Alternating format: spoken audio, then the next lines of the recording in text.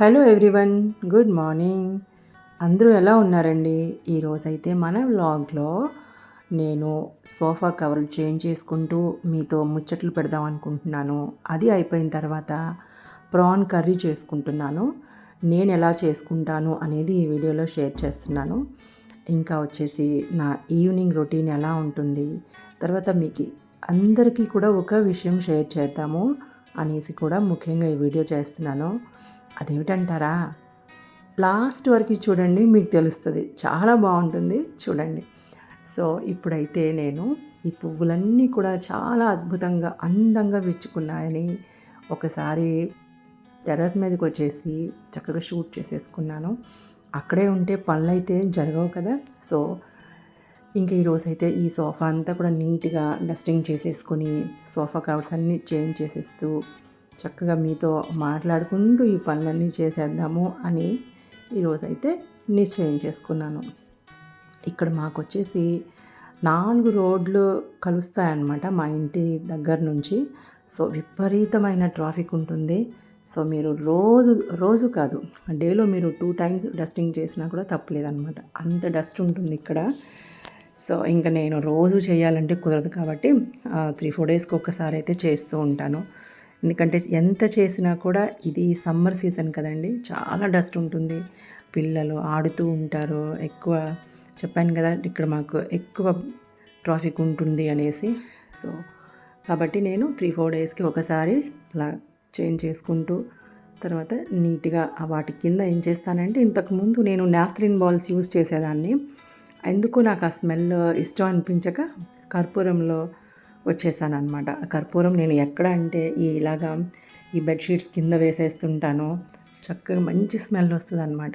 Evenings అయితే నేను మీతో షేర్ చేయలేదు, నెక్స్ట్ వ్లాగ్లో నేను షేర్ చేస్తాను. ఈవినింగ్స్ అయితే మనకి ఇప్పుడు కర్పూరం వెలిగించే మెషిన్స్ అవన్నీ ఉన్నాయి కదా, చాలా వరకు మనకు అందుబాటులోకి వచ్చేసాయి. మా సిస్టర్ నాకు పంపించారనమాట, తన అబ్రాడ్ నుంచి.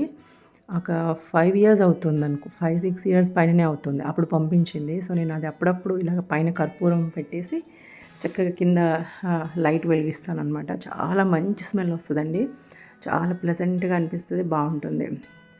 నాకు కర్పూరం స్మెల్ తర్వాత సాంబ్రాణి అంటారు కదా, అది చాలా ప్లెజెంట్గా అనిపిస్తుంది, చాలా బాగుంటుంది. అఫ్కోర్స్ చాలామందికి ఇష్టం అనుకుంటున్నాను. ఈవినింగ్స్ అప్పుడు అలా చేసుకుంటే బాగుంటుంది, మనసు ప్రశాంతంగా అనిపిస్తుంది. ఇంతకుముందు అమ్మ వాళ్ళైతే మనం చిన్నగా ఉన్నప్పుడు, తర్వాత మన పిల్లల వరకు కూడా వీళ్ళు తలస్నానాలు చేసేటప్పుడు సాంబ్రాణి అది వేస్తూ ఉండేవాళ్ళు కదా, ఎంత బాగుండేదో. అప్పటి నుంచి కూడా నాకు ఇష్టం అనమాట.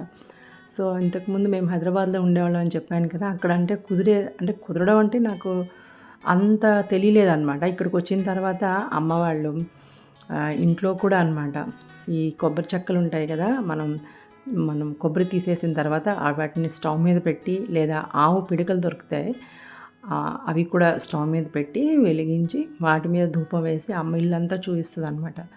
సో నేను కూడా అలా చేద్దామని ఈ మధ్య అలా చేస్తున్నాను. వీక్లీ 2 అలా చేస్తున్నాను. భలే స్మెల్ వస్తుంది. తర్వాత దోమలు కూడా ఎక్కువ రాకుండా ఉంటాయి, బ్యాడ్ స్మెల్స్ అన్నీ కూడా పోతూ ఉంటాయి అన్నమాట.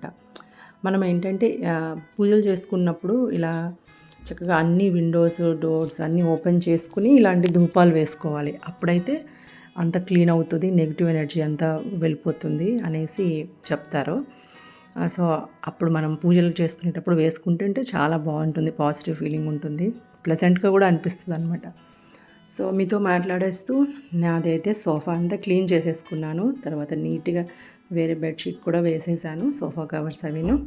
సో ఇప్పటికి నేను ప్రాన్ కర్రీ ఎలా చేసుకుంటున్నానో మీరు చూసేయండి. ఇవైతే కేజీ పప్పు, కేజీన్నర పప్పు అనమాట. అంటే మీన్స్ వలసిన దాన్ని పప్పు అంటారు కదా, అది అలా అంటున్నాను. దీన్ని మంచిగా ఉప్పు పసుపు వేసి మంచిగా కడగాయాలి. కొంచెం వాటర్ మనకి వాటర్ ఎలా ఉంటుందో అలా వచ్చే వరకు కూడా ఫ్రెష్గా ఒక 5-6 టైమ్స్ అలా కడుక్కున్న తర్వాత వాటిని ఏం వేయకుండా జస్ట్ మళ్ళీ కొంచెం ఉప్పు పసుపు వేసి అలా కొంచెం మీడియం ఫ్లేమ్లో మనం స్టవ్ మీద పెట్టేసేసుకుంటే నీళ్ళు వస్తాయన్నమాట. నీళ్ళు వచ్చేసి మనకి ఈ ప్రాన్ అనేది దగ్గరకు అయిపోతుంది. ఇంకా ఈ లోపల దానికి కావాల్సిన మసాలాలన్నీ ప్రిపేర్ చేసేసుకుంటున్నాను. ఆనియన్స్ వచ్చేసి 3 తీసుకున్నాను. ఇంకా అల్లం వెల్లుల్లి పేస్ట్, ఇంకొచ్చేసి ధనియాలు, కొంచెం చెక్క, కొంచెం లవంగాలు, ఒక చిన్నది బే లీఫ్ ఒకటి, ఇష్టం ఉంటే స్టార్ ఫ్లవర్ కూడా వేసుకోవచ్చు. నేను ఒక చిన్నగా 2 వేస్తానన్నమాట. ఇవన్నీ కూడా కొంచెం డ్రై రోస్ట్ చేసేసుకుంటే మనకి ఫ్లేవర్ ఇంకొంచెం బాగుంటుంది. సో ఇంకా ఇవన్నీ అయిపోయిన తర్వాత మనము ఈ రొయ్యలు అయితే మనం ఆల్రెడీ స్టవ్ మీద పెట్టేసుకున్నాం కదా, ఆ వాటర్ అవి సపరేట్ చేసేసి రొయ్యలు సపరేట్ చేసేసుకోవాలి. ఇలా వచ్చేస్తుంది కదా, దీంట్లోంచి రొయ్యలు తీసేసుకుని పక్కన పెట్టేసుకుని ఆ వాటర్ అనేది ఇంకా మనం ఇంకా వాటిని పాడేసేసుకోవాలి. ఈ రొయ్యలు సపరేట్గా చేసేసుకుని ఒక బాండీలో ఆయిల్ వేసేసుకుని ఇంకా ఈ రొయ్యలు ఆ మసాలా కలిపేసి వేసేసుకోవచ్చు. లేదా ఫస్ట్ మసాలా వేసి తర్వాత మసాలా అయిన తర్వాత రొయ్యలు కూడా వేసుకోవచ్చు. చాలా రకాలుగా చేసుకోవచ్చండి. కాకపోతే ఏంటంటే ఇలాంటివన్నీ కూడా కొంచెం మీడియం ఫ్లేమ్లో పెట్టుకుని మనం చేసుకుంటే టేస్ట్ అనేది చాలా బాగుంటుంది.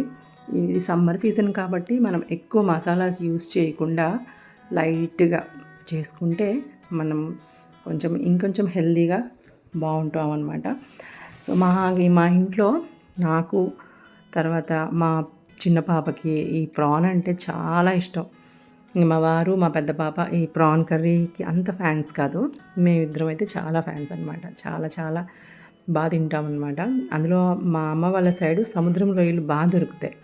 వెళ్ళినప్పుడల్లా అమ్మ ఒక 2 kgs అట్లా ఆవిరి పెట్టేసేసి పంపిస్తూ ఉంటారన్నమాట. ఇవి అయితే ఇక్కడ నేను విజయవాడలో తీసుకున్న రొయ్యలే.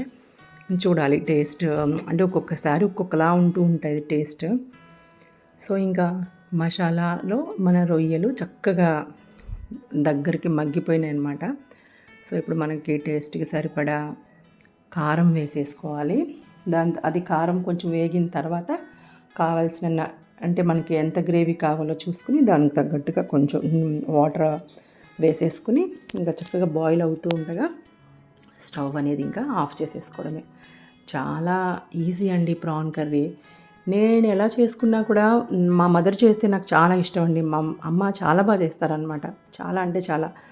ఎప్పుడు చిన్నగా ఉన్నప్పుడు నాకు ఇలా రొయ్యల మసాలా కర్రీ కంటే గోంగూర రొయ్యలు చాలా ఇష్టపడేదాన్ని అండి. ఎంత బాగుంటుందంటే ఇప్పుడు ఇంకా గోంగూర ఎక్కువ ఇంట్రెస్ట్ చూపించట్లేదు, కానీ చిన్నగా ఉన్నప్పుడైతే బాగా తినేదాన్ని. గోంగూర రొయ్యలు చాలా బాగా చేసేవాళ్ళు మా అమ్మ చాలా బాగా చేసేవాళ్ళు అనమాట. సో ఇంతేనండి. ఇంకా ఈ వాటర్కు దగ్గరకు అయిన తర్వాత మనకి గ్రేవీ ఎంత కావాలో చూసుకుని ఇంకా స్టవ్ ఆఫ్ చేసేసుకుని ఇంకా వేరే డిష్లోకి పెట్టేసుకోవడమే. అంతేనండి, చాలా సింపుల్. మీ ఎవరికన్నా నచ్చి ఉంటే మటుకి ఈ కూర చేసే విధానం తప్పకుండా నాతో కామెంట్ సెషన్లో షేర్ చేసుకుంటారు కదా. ఇంక చూశారు కదా, పొద్దున వేసిన బట్టలు 4:30కి ఆ టైంలోకి తీసుకొచ్చేసాను. సో ఇందులో కొన్ని ఐరన్కి ఇవ్వాల్సిన బట్టలు కూడా ఉన్నాయన్నమాట. అవన్నీ కూడా సపరేట్ చేసేసాను. సో మీకు చూపించాలి అనుకున్న విషయం ఇదేనండి.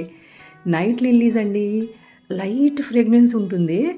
ఇది అసలు ఎంత బాగుంటుందంటే, నేను ఈవినింగ్ ఇవి షూట్ చేయడానికే నేను కేవలం టెర్రస్ పైకి వెళ్ళాను అనమాట, మీ అందరితో కూడా షేర్ చేయాలనేసి. ఇవి కొంచెం లైటింగ్ మనకి తగ్గుతుంది అనగానే ఈ ఫ్లవర్ విచ్చుకుంటుంది, మళ్ళీ మార్నింగ్కి ఉండదు, క్లోజ్ అయిపోతుంది. సో నేను ఇంకా వెయిట్ చేస్తాను, ఇంకా పెద్దగా అవ్వేదాకా షూట్ చేద్దామా అని. ఇంకా కుదరలేదండి. సో ఇంతవరకు అయితే షూట్ చేశాను. మీ అందరికీ కూడా ఈ వీడియో నచ్చింది అనుకుంటున్నాను. మరొక మంచి వీడియోతో మళ్ళీ మీ ముందుకు వచ్చేస్తాను. అంతవరకు సెలవు. బాయ్ అండి.